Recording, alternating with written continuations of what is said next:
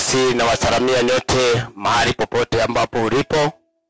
Mimi ni James Muigai na nakuletea mahubiri ya siku ya leo kupitia kwa television yetu ya Faraja TV.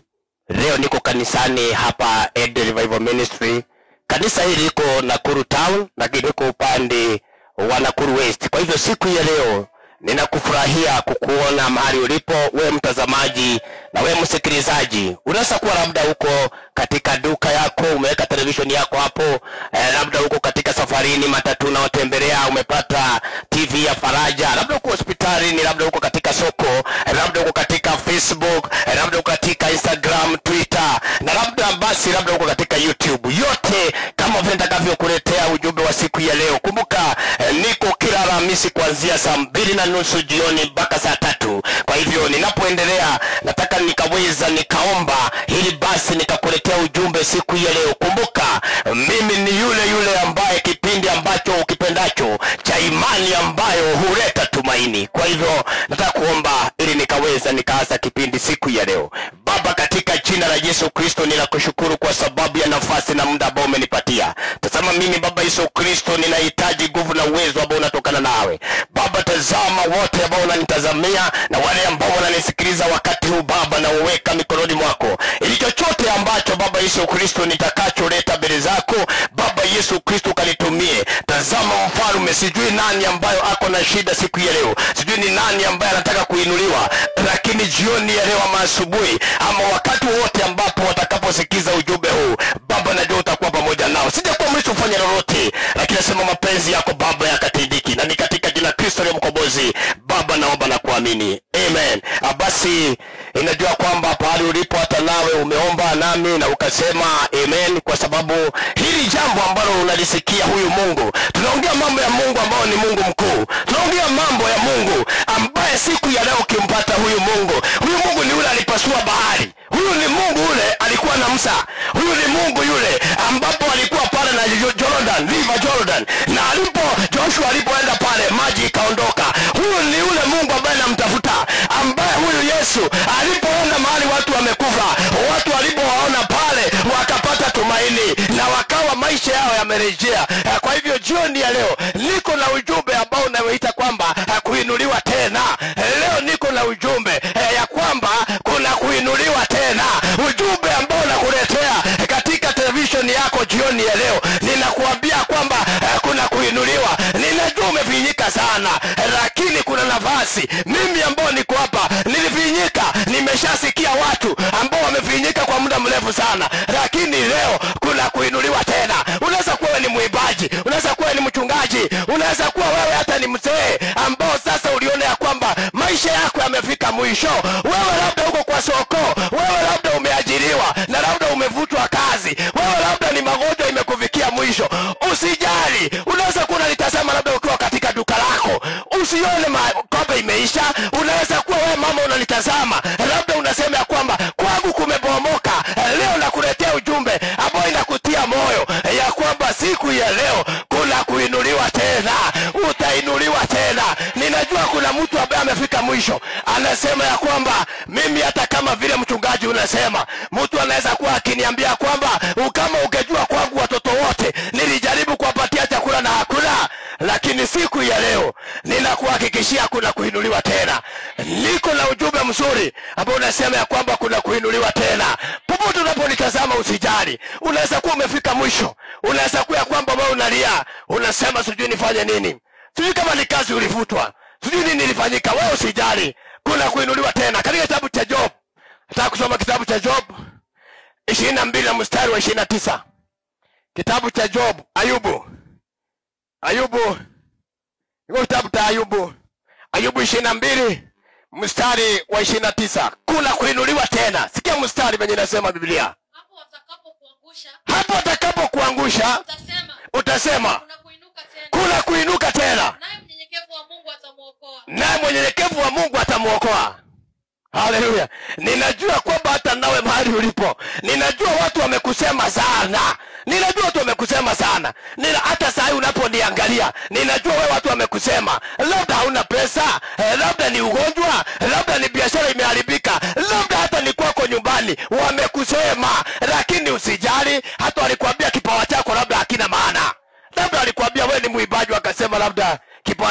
haina maana ama kazi. Lakini siku ya leo ninakwambia kwamba kitabu cha Job ikakutia moyo, ikasema ya kwamba utaamuka tena, kuna kuinuliwa tena. Wewe usijali hata siku ya leo, wewe ambao umefika mwisho, wewe ambao unasema ya kwamba mimi hata mchungaji ukiniona venye nivyo saa hii, biashara yangu ilifungwa, hata mchungaji ukiniangalia mimi wamenisema ya kwamba Monday nisiende kazi, na leo unajua ikiwa Jumapili, alafu unatarajia siku ya leo. Ninakwambia panapo unisikiliza, panapo unaponitazamia, kuna kuinuliwa tena. Angalia kitabu cha Luka 5. Angalia kitabu cha Luka 5. Luka 5. Kuna watu ambao walikuwa wamefika mwisho. Wewe si wa kwanza. Wewe si wa kwanza. Kuna watu walifika mwisho. Luka 5 mstari wa 4, 5 na 6. Ni mzuri kuwa na Biblia. Soma. Hata alipokwisha kunena alimwambia Simeoni, Yes. Cheka mpaka kilindini. Ndio. Mkashushe nyavu zenu mvue samaki. Yes. Simeoni akajibu akamwambia, Yes. Bwana mkubwa, Ehe. nimefanya kazi ya kuchosha usiku kucha, Yes. usipate kitu. Yes. Lakini kwa neno lako nitazishusha nyavu. Amen. Basi walipofanya hivyo, walipata samaki wengi mno, nyavu zao zikaanza kukatika. Amen. Sikia sasa, hawa watumishi wa Mungu walikuwa wametega samaki usiku mzima, lakini wakawa sasa wamefujika moyo, wakajaribu kutega. Hata wewe najua umejaribu kutega samaki mwaka mzima. Sijui sasa wewe utegi samaki, lakini uko kwa biashara, labda uko kwa doa, mwaka mzima ulisema utajenga kwako. Na kuona wewe mama vile ulipanga kujenga kwako, na kuona wewe ndugu venye umepanga, ninakuona venye ulikutana hata mkutano ya Disemba mkajadiliana utajenga, na mpaka saa hii hauna chochote. Lakini Biblia inasema ya kwamba huyu Simon akakuwa pale ametega samaki na ikamshinda usiku mzima. Ninaona mtu ambaye ametega samaki mwaka mzima, kila siku ako katika ile biashara, lakini maisha yake ibadiliki. Tulikuona kama umeanza kuvaa suit, kumbe ni ile suit moja tunakujua nayo. Ulivaa marida tukakuona umeshine, kumbe hapana, mpaka samaki wamekulemea. Bible inasema ya kwamba lakini Yesu akamwambia kuna kuinuliwa tena.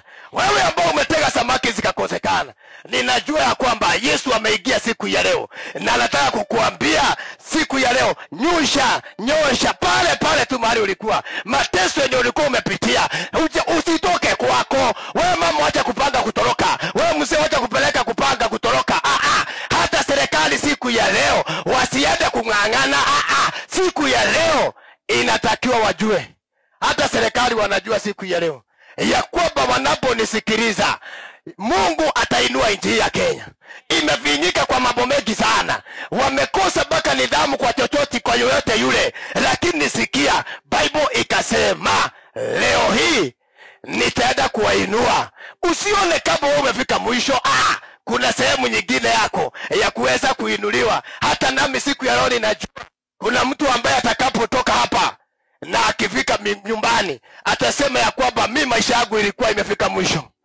Kuna mtu ambaye ananisikiliza siku ya leo, mahali alipo sijui kama ni kitandani yako, sijui kama ni duka yake ambaye mahali amekopa, anasema ya kwamba karibu nifunge.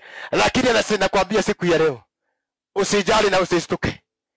Maisha ambayo Yesu Kristo anaenda kuyatenda, anaenda kukuinua tena.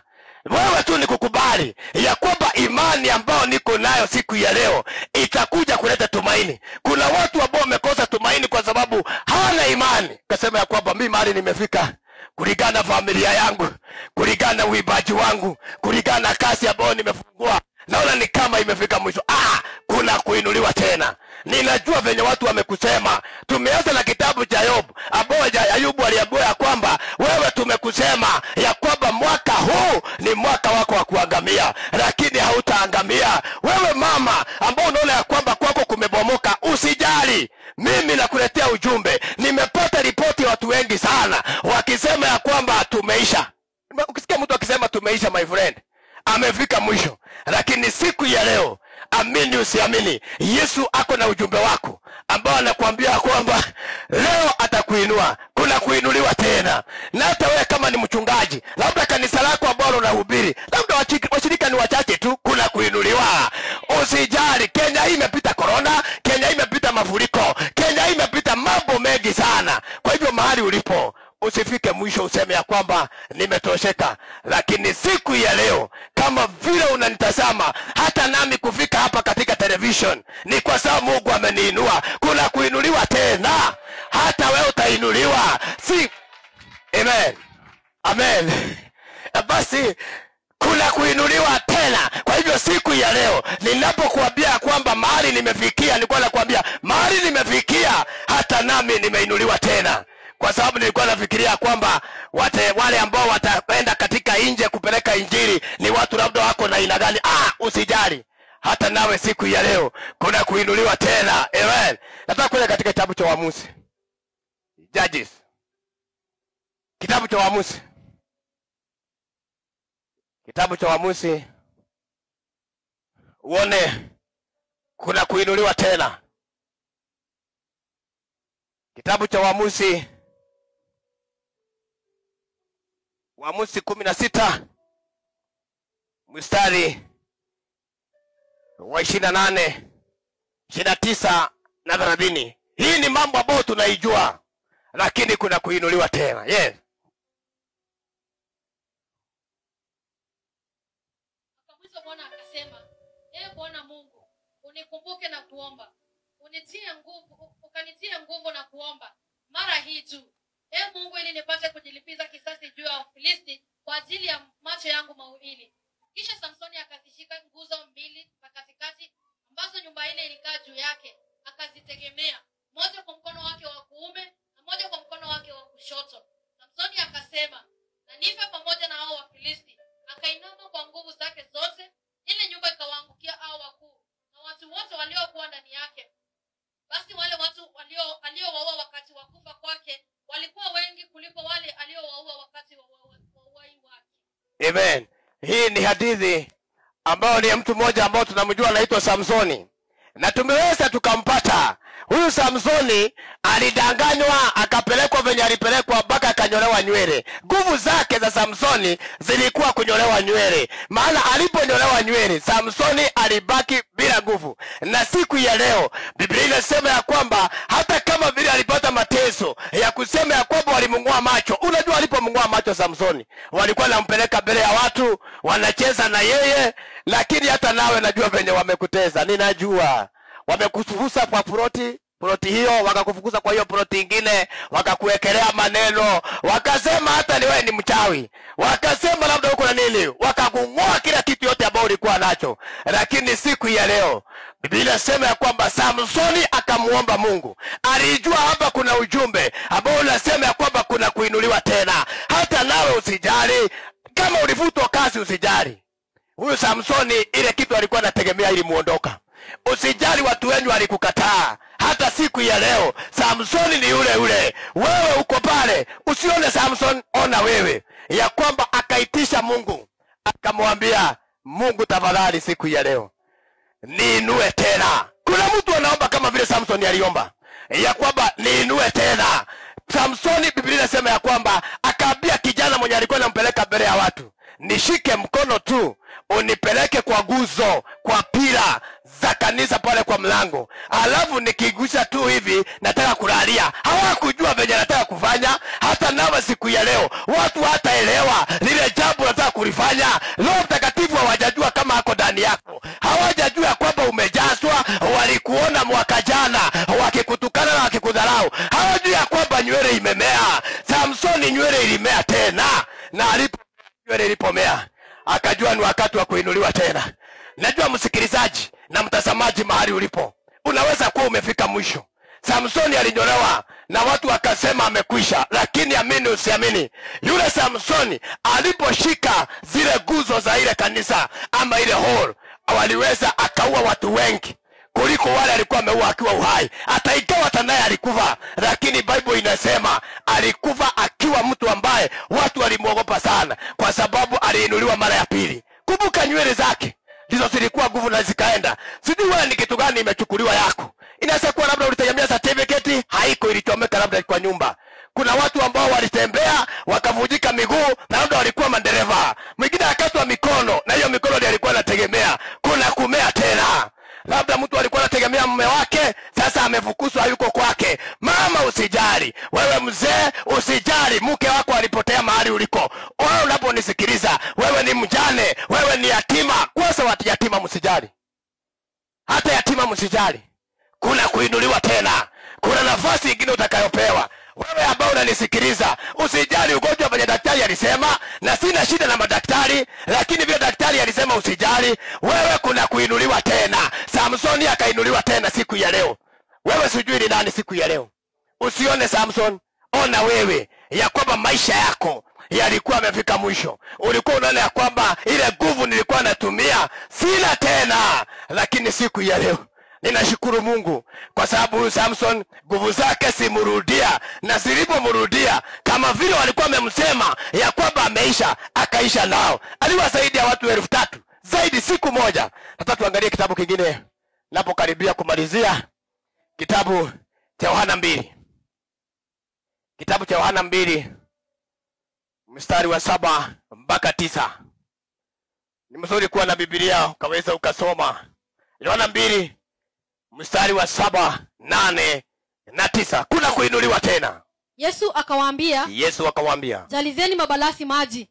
Nao wakayajaliza hata juu. Akawaambia, sasa tekeni mkampelekea mkuu wa meza. Wakapeleka.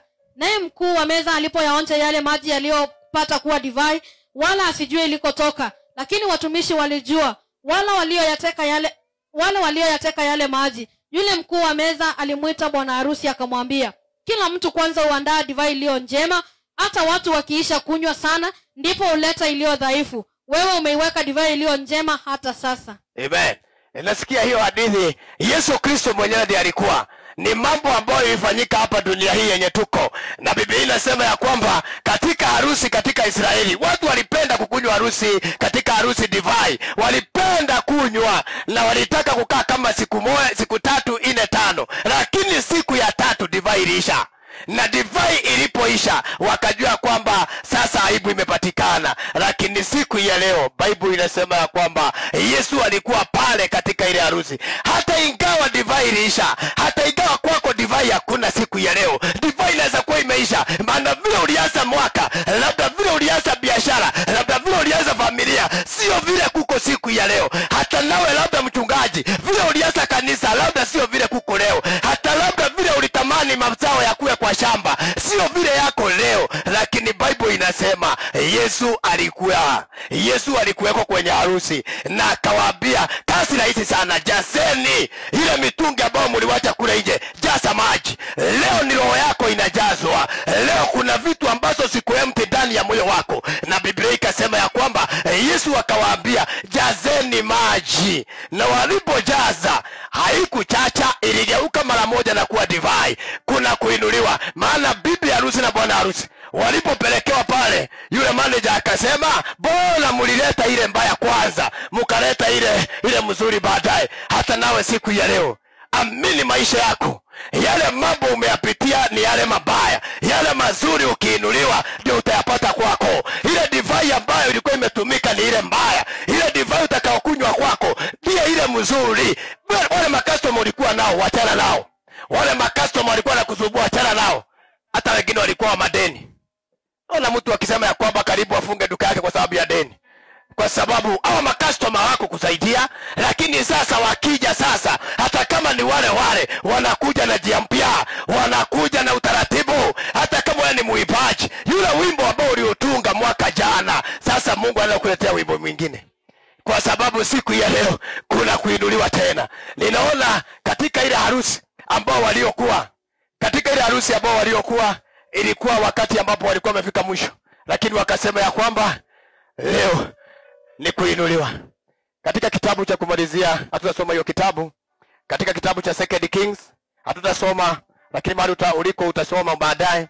Kitabu cha 2 Kings 6 mstari wa 1 mpaka 7, mtu aliomba shoka na ikaanguka, na akalia akasema alikuwa ameomba, na akainua juu na akasema ya kwamba mtumishi wa Mungu imeangukia hapa, na akaonyesha kwa kijiti tu na ikarudi. Sijui shoka yako imeangukia wapi, sijui maisha yako wapi. Kwa hivyo siku ya leo nataka kutamanisha ujumbe hapo. Bwana Yesu Kristo ana mambo mazuri juu ya maisha yako. Amen. Kwa hivyo siku ya leo nataka kumalizia ujumbe kwa sababu ya kwamba kuinuliwa, kuna nafasi nyingine ya kuinuliwa tena. Kwa hivyo ninapotamatisha, nataka kukuambia kwamba nimefurahia mahali ambapo ulipo, na najua kwamba muda ambaye tumekuwa na wewe umekuwa muda wa baraka. Kwa hivyo mimi nakuaga kutoka hapa katika kanisani, nawe najua kwamba hautabaki bure, kuna kuinuliwa tena. Amen. Basi na kusemea kwamba wewe ambao uko hapo na hujakiri Yesu Kristo kama mwokozi wa maisha yako, ningependa tuweze tukaomba na wewe. Wewe ambao uko mbali, wewe ambao huwezi ukanifikia siku ya leo, lakini unaponitazama katika television yako, katika Facebook, katika Twitter, mahali popote ambapo unatazamia, unaweza kurudia maneno haya nyuma yangu. Sema, Bwana Yesu, naja kwako, mimi ni mwenye dhambi. Kutoka siku ya leo nimeokoka na nimeamini. Basi wacha udumishe wokovu kutoka mahali ambapo niko. Ni kudumisha wokovu peke yake ndio itakufanya uweze ukarithi uzima wa milele. Kwa hivyo nimekuletea ujumbe jioni ya leo ambao unasema ya kwamba kuinuliwa tena. Unaweza kuwa ulifika mwisho, lakini usijali. Kanisa letu liko Nakuru Town, na najua kwamba ukinihitaji tunaweza kuomba na wewe mahali ulipo.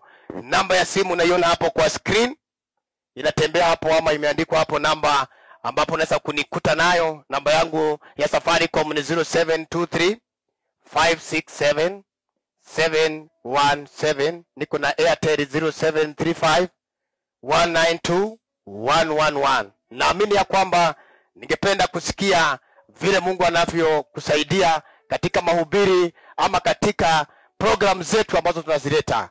Mungu awabariki na aweze wakawatenda mema. Lolote lile ambalo ulikuwa umefinyika nalo, sasa patia Mungu na Mungu atakuinua. Basi hapo ndipo tutafika kipindi cha siku ya leo, mpaka tutakapokutana tena siku ya Alhamisi ijayo, masaa kama yale yale. Shalom. Amen.